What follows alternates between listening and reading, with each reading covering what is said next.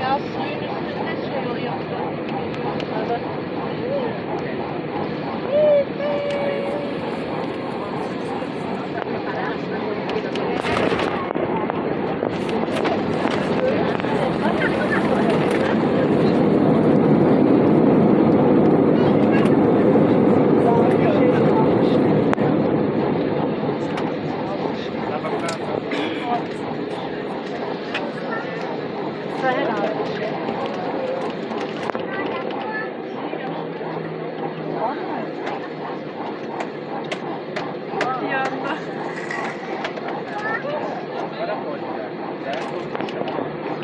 Muito obrigada por escolherem voar com a LATAM. Para a sua segurança e dos demais passageiros, pedimos que permaneçam sentados até que a luz de ataque seja apagada.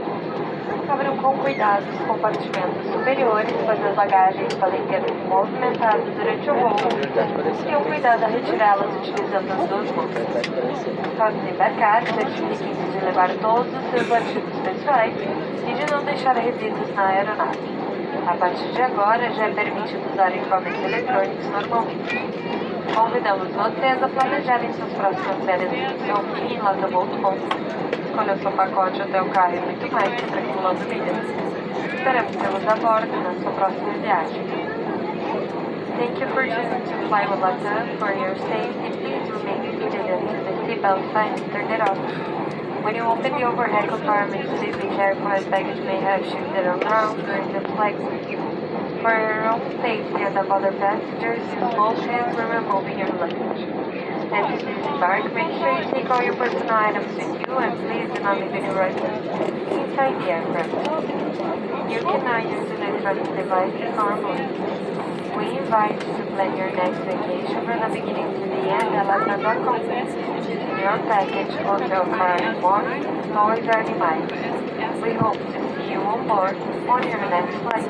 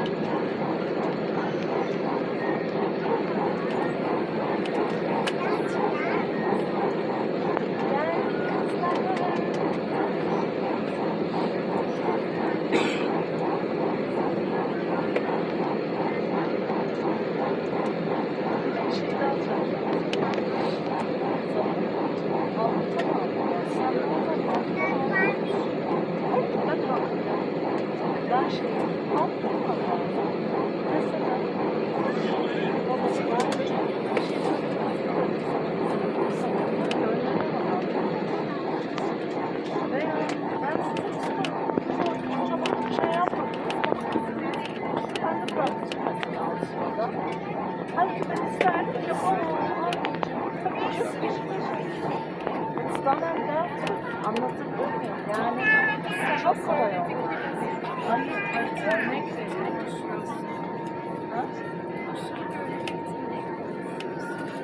Hayır ben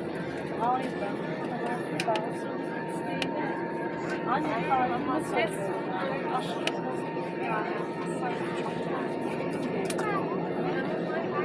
tamam bence siz orada daha olmazsınız ben daha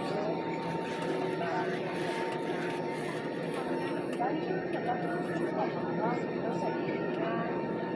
biraz sıkıntı var. Bırak şimdi ben örnek olarak vermişim.